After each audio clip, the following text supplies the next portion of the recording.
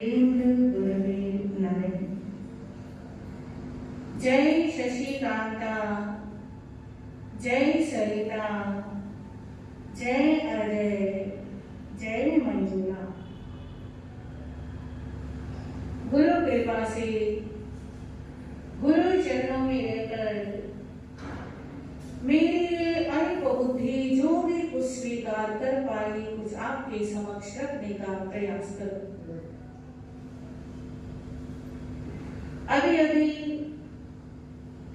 युवा तपस्विनी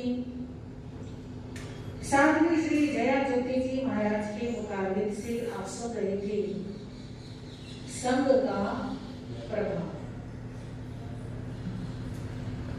और हमने जाना कि सत्संग का क्या महत्व होता है।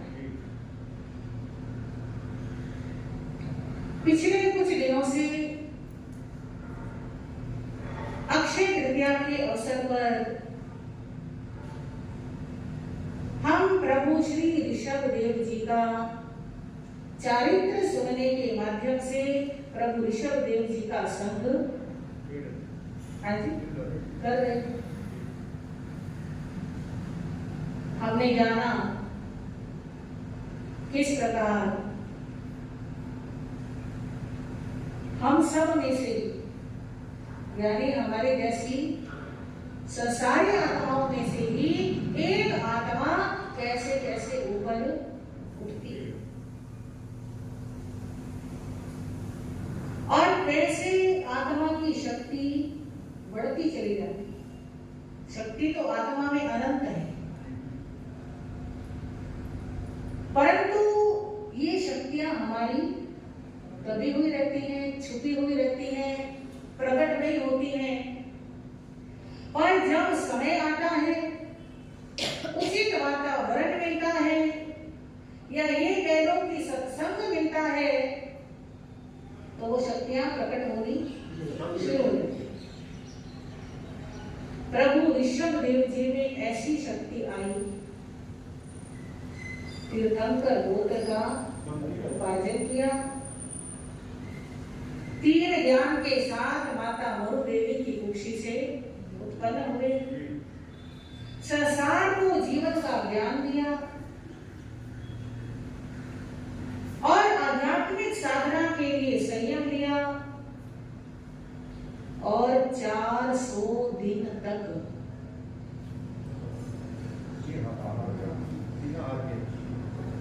अगर हम कल्पना भी करने बैठ जाए, पहला दिन कैसा रहा होगा, दूसरा दिन, तीसरा दिन, 10वां दिन, 20वां दिन, हाँ गिनने में भी मैंने तो छोड़ दिए। 10 से सीधा रिश्ते आ गई, हमें तो गिनने में भी जोर पड़ता है। 400 तक की गिनती भी गिनने बैठ जाओ तो हम उसमें भी बंक मार जाते हैं। और उन्होंने कैसे कैसे करके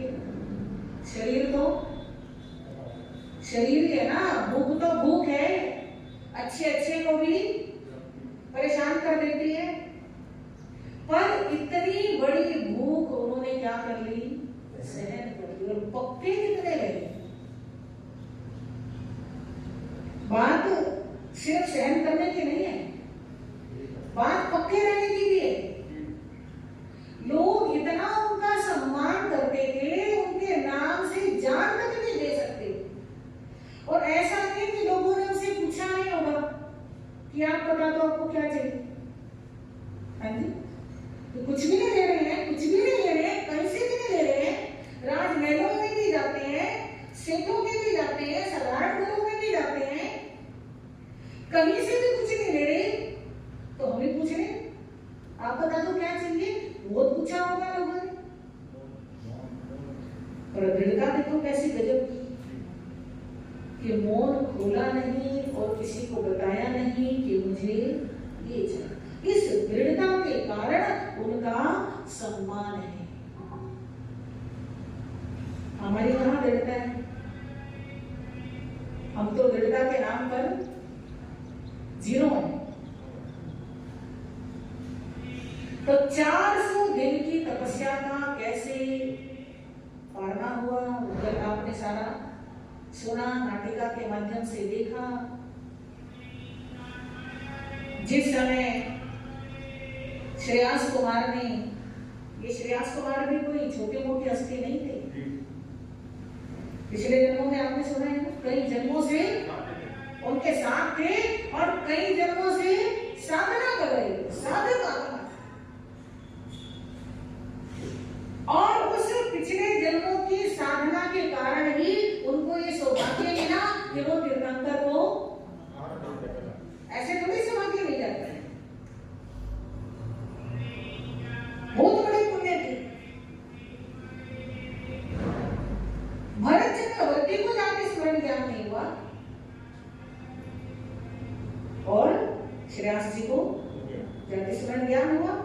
उन्हें याद आ गया भगवान को क्या देना है, कैसे देना है, सारी विधि पता लग गई, सारा तरीका आ गया और उन्होंने नाम दिया।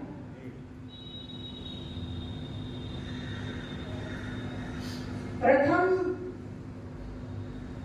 आहार दाता, भिक्षा दाता श्रेयांश। वैसे तो उनसे पहले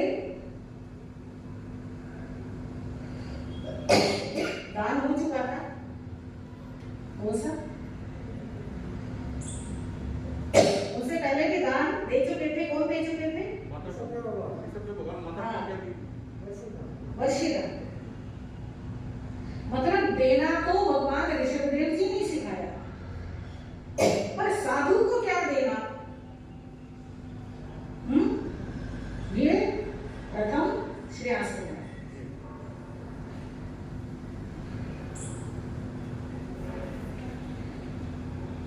पारना हो गया और जब पारना हुआ तो आकाश मंडल से देवी देवताओं ने खुशी के फूल बरसाए। 5 तरह के दिव्य प्रकट होते हैं जब ऐसा कोई महान कार्य। कौन कौन से?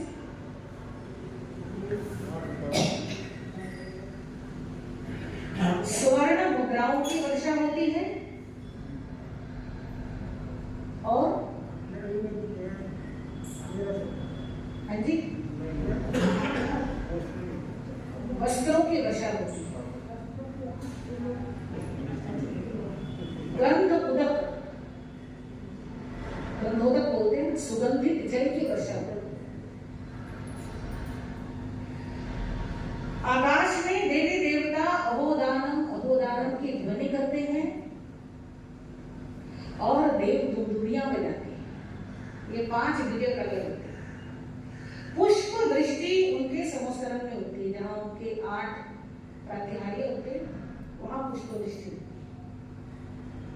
तो ऐसे 5 दिव्य प्रकट हुए और सबको पता चल गया कि भगवान का क्या हुआ, इक्षु रस से पारना हुआ। इसलिए वैशाख सुदी तृतीया को इक्षु तृतीया कहा जाता है। इक्षु तृतीया, और इक्षु तृतीया से धीरे धीरे नाम पड़ गया अक्षय तृतीया। वो दिन भी अमर हो जाते हैं जिन दिनों में कोई महान कार्य संपन्न। पालना हुआ, भगवान विहार कर गए और जितने बड़े बड़े लोग थे, जनता के लोग थे, श्रेयांश कुमार के पास आए, आकर के कहने लगे प्रभु श्री ऋषभदेव जी ने हमेशा हमारी सारी मुश्किलों को हल किया। नींद तो नहीं आ रही? क्या किया प्रभु ऋषभदेव जी ने? हमारी सारी मुश्किलों का समाधान किया। जैसे एक पिता अपने पुत्रों का ध्यान रखता है, ऐसे उन्होंने हमेशा हमारा ध्यान रखा। परंतु हमें दुख इस बात का है कि उन्होंने हमारे हाथ से कुछ लिया और उन्होंने आपके हाथ से ले लिया। इस बात को लेकर के हमारे मन में समझ आ गया, मलिनता है, खेद है, दुख है। श्रेयास कुमार ने उन सबको समझाया, आप ये मत सोचना कि मैं उनका पड़पोता हूं इसलिए उन्होंने मुझसे ली, क्योंकि आम लोगों की धारणा होती है कि बेटे से इतना प्यार नहीं होता जितना पोते से होता है। पोता अपने दादा को दादा कहता है, दादा दादू, दादू क्यों कहते हैं?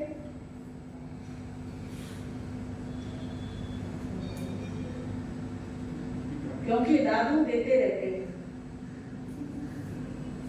है ना? पिता तो दे नहीं दे, डांट के लगा दे, पर दादू कहते कोई बात नहीं तू ले। और दादू भी बेटे से ज्यादा पोते को देख के खुश होते हैं, क्योंकि बेटे को चाहिए बड़ी चीज और पोता तो छोटे छोटे में खुश हो जाता है। तो छोटी चीज देनी आसान है, बड़ी चीज देनी स्वाभाविक है ना। तो श्रेयास कुमार जी ने कहा ये मत सोचना कि मैं बड़ा होता हूं तो मेरे से लाड है इसलिए मेरे हाथ से लिया। प्रभु तो सबके लिए एक समान सोच रखती है, उनके नजरों में किसी के लिए कोई अंतर नहीं। वे तो राजपाट घर बार सिंहासन के साथ अपना सब कुछ छोड़ चुके हैं। अब जिन्होंने अपना सब कुछ छोड़ दिया, त्याग दिया, आप उनको हाथी घोड़े दोगे, आप उनको रथ दोगे, हीरे मोती दोगे, तो उनका क्या करेंगे? ये तो मुझे पिछले जन्मों का ज्ञान हुआ और उन जन्मों में मैंने देखा कि भगवान को क्या चाहिए, क्या दे सकते हैं, क्या देना चाहिए, किस विधि से, तो मैंने भगवान को क्या कराया? ईश्वरस कराया। इसमें मेरी कोई विशेषता नहीं। जो भी साधु बनते हैं वो इसी विधि से लेते हैं, ऐसे लेते हैं।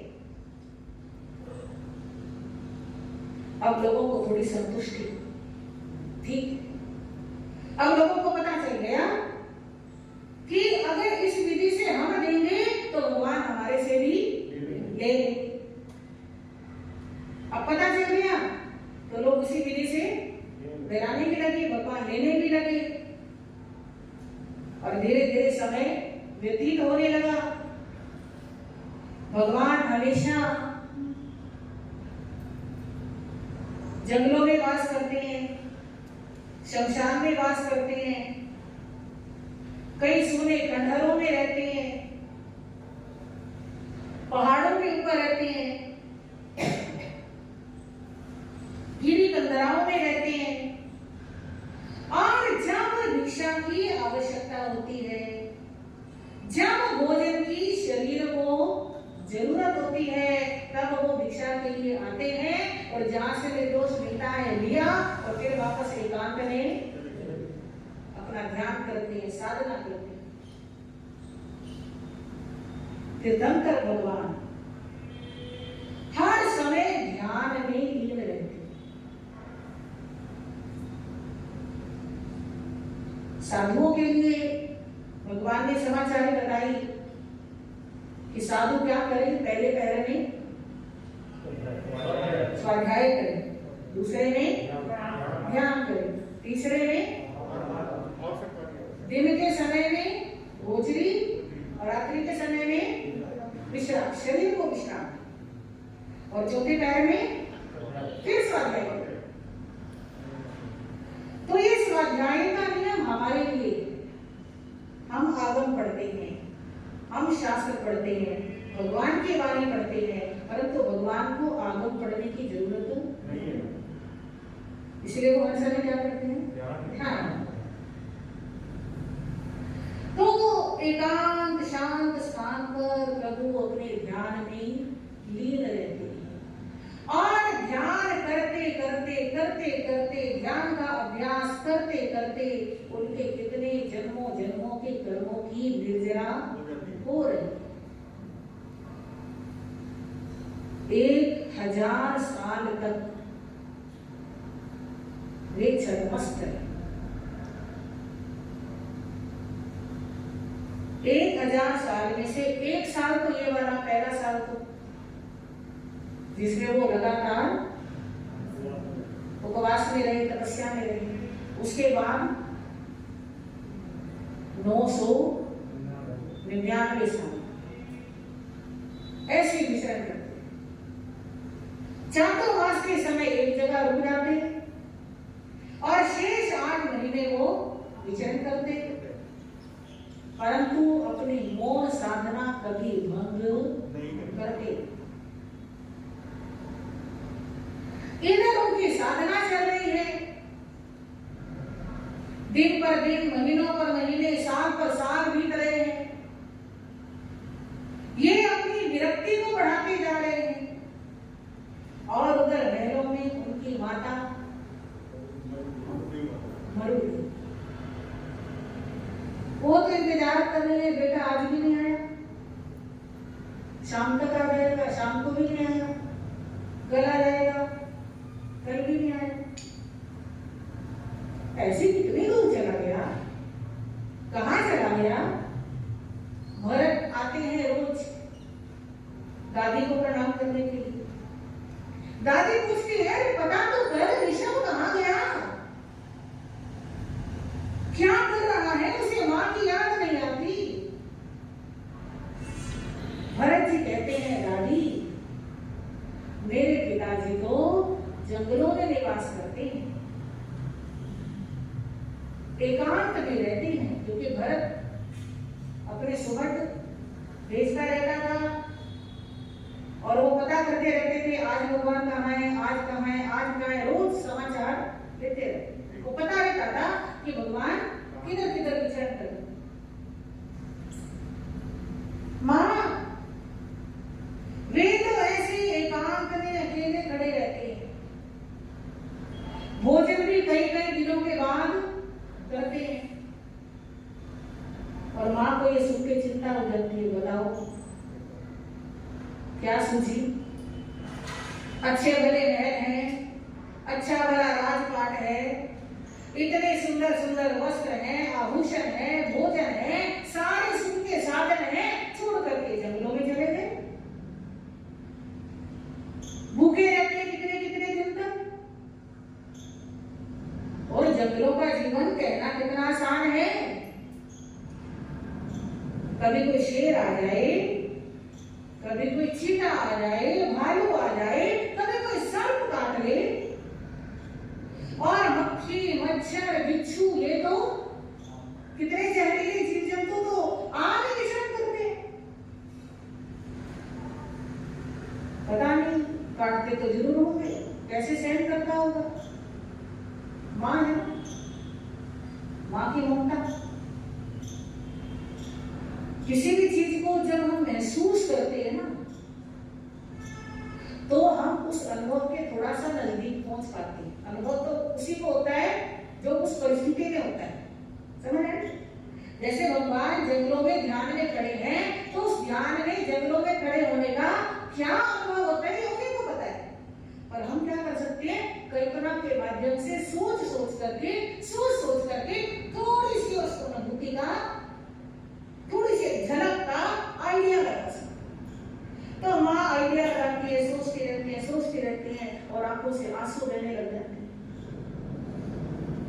कब आएगा, कब आएगा, भरत उसको बोलो ना, आएगा तो आएगा। कहते वो तब आएंगे जब उनकी इच्छा हो। वो हमारे कहने से, हमारी विनती करने से आने वाले नहीं। पता नहीं कब उसकी इच्छा हो, कैसा है। जब कभी तो आएगा, आना तो पड़ेगा।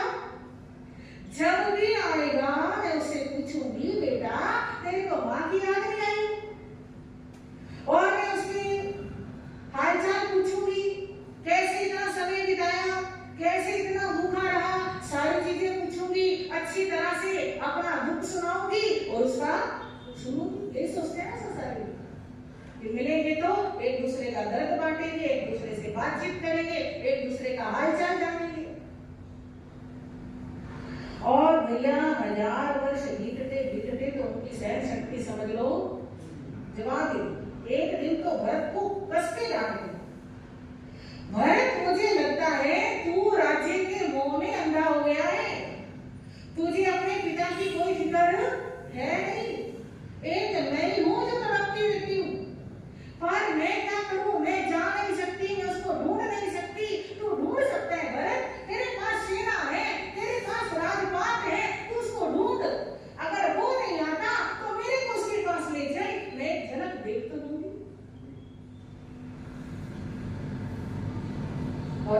तो भरत भी दादी की डांट सुन करके बड़े मायूस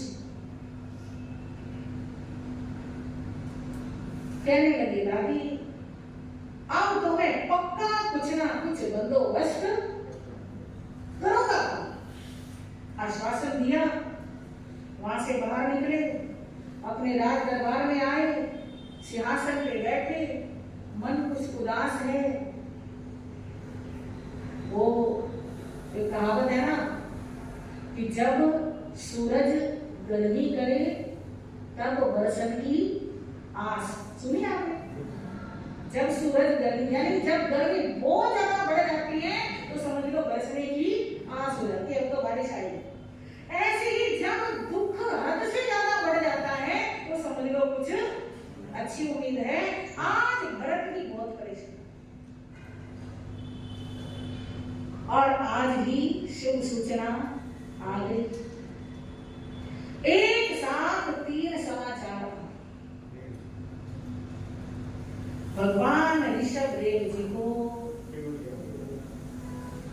इसी अयोध्या नगरी के उपनगर पुरीमतान नगर में शकटमुख उद्यान में वट वृक्ष के नीचे जब वो ध्यान कर रहे थे तो उन्हें क्या प्राप्त हो गया? केवल ज्ञान प्राप्त।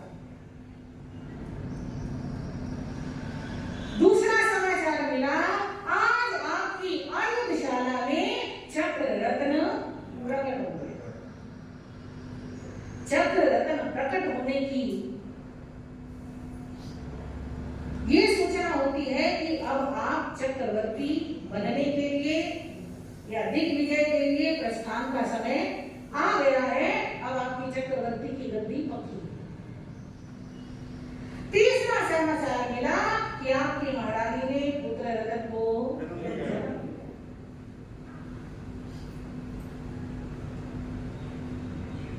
भरत देव चरम शरीर थे, पिछले जन्मों के साधक। उन्होंने ऋषभ देव जी के साथ ही पिछले जन्मों में सुना था ना कि पिछले जन्म में ऋषभ देव जी के 4 भाई थे, बाहु, सुबाहु, पीठ और महात्म। तो बाहु जिन्होंने संतों की क्या करी थी? सेवा, मुनि बनकर। भरत विचार करने लगे कि 3 फल मुझे आज प्राप्त हुए। जो पुत्र प्राप्त हुआ ये तो संसार की वासना का प्रतीक है। जो चक्र रत्न प्राप्त हुआ ये पुण्य का प्रतीक है। परंतु जो भगवान के केवल ज्ञान की सूचना मिली ये तप और त्याग का प्रतीक है। ये आत्मा के कल्याण का सूचक है।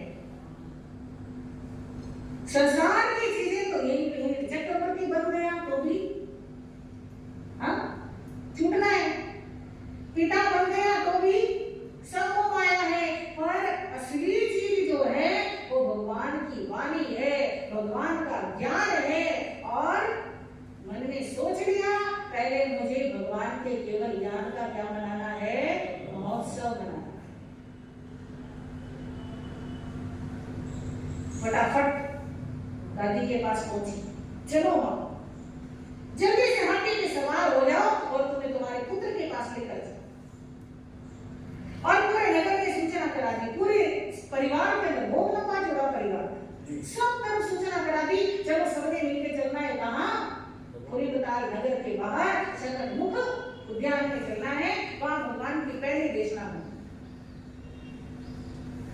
सब फटाफट सच सच करके चल गई। माता भी बैठी है, आ ही गया आखिर। कौन? उनका बेटा, हमारा भगवान आ ही गया आखिर। अब पूछोगे अच्छे से, निर्मोही ऐसे भी बैठे होते हैं और पता नहीं क्या क्या सोचती हुई जा रही है, सवारी आगे बढ़ रही है। और जैसे समोसरन के सामने पहुंची क्या देखते हैं? ठाठ ही निराले हैं। देवी देवता का भगवान के केवल ज्ञान का कल्याणक महोत्सव मना रहे हैं। फटाफट लगे हुए हैं, कोई कुछ कर उसके अंदर 3 कोट, समोसरन के 3 गढ़, त्रिगढ़ा बोलते हैं। एक सोने का, पहला चांदी का, फिर दूसरा सोने का और तीसरा रत्नों का जड़ा हुआ, और बीच में इतना बड़ा अशोक वृक्ष, उसके नीचे इतना बड़ा सिंहासन और उस पे ऋषभ जी विराजमान है। देवता जीवन डुला रहे हैं, आकाश से फूल बरस रहे हैं, देवदूत भी हो रहे हैं, भीड़ ऐसे आ रही है जैसे कि वहां पे पता नहीं क्या मिल रहा है। और ऋषभ देव जी तो परम शांत, परम आनंदमय। माँ तो सोच रही थी कि मेरा बेटा मुझे देखेगा, दौड़ करके मेरे पास आएगा, मेरे पैर छुएगा, मेरे को बोलेगा माँ बहुत बड़ी गलती हो गई, बड़ी देर से आया, कैसे हो, मेरा हाल चाल पूछेगा। पर यहाँ तो नजारा ही अलग है। बोलना उठना पास आना तो दूर की बात है, वो तो मेरी तरफ देख रहे। कमाल कमाल। और मैं तो सोचती थी इतना दुखी होगा, क्या सोचती है माँ कि वो दुखी होगा, जंगलों में होगा, पता नहीं कैसा होगा। और ये तो इसको कहा हमारे को महल याद आए, इसको इतना डांट मिल रहा है यहाँ पर। और भाव दशा आगे बढ़ी, भगवान को देख रही है, भगवान के मुख मुद्रा को निहार रही है, और निहारते निहारते वो भी तो पिछले जन्मों में साधना करके आए थे। कहते हैं माता मरु देवी ने अपने जीवन काल में सिर दर्द होता है, इतनी भी पीड़ा कभी सहन, कभी उनको कोई वेदना नहीं, इतना सुख उन्होंने, और पीड़ियां 65,000, कोई 60 कहते हैं, कोई 65 कहते हैं, मतलब कोई मिला करके हमारी तो कल्पना से भी बहुत इतनी पीड़ियां होंगी। ऐसे माता मरु देवी जब भगवान के दर्शन करती हैं तो उनके भावों में परिवर्तन आता है। कहाँ तो मोह में डूबी हुई थी और कहाँ वो मोह सारा कब छट गया, कब वैराग आ गया, कब श्रेणी चढ़ गए, बस पता तो तब चला जब उनको केवल ज्ञान भी हो गया और निर्वाण भी हो गया। देखो भगवान का कोई, भगवान का परिवार हो तो ऐसा। माता मरु देवी का निर्माण हुआ और सब जगह देवदूतियां बज गई। सबसे पहले मोक्ष में जाने वाली मां मरु देवी और सबसे पहले केवल ज्ञानी भगवान ईश्वर। तो इस प्रकार प्रभु का प्रथम समोसरन लगता है और उसमें भगवान देशना देते हैं, 4 तीर्थ की स्थापना करते हैं। सारा प्रसंग जैसा होगा वैसा कल सुनाने का प्रयास किया जाएगा।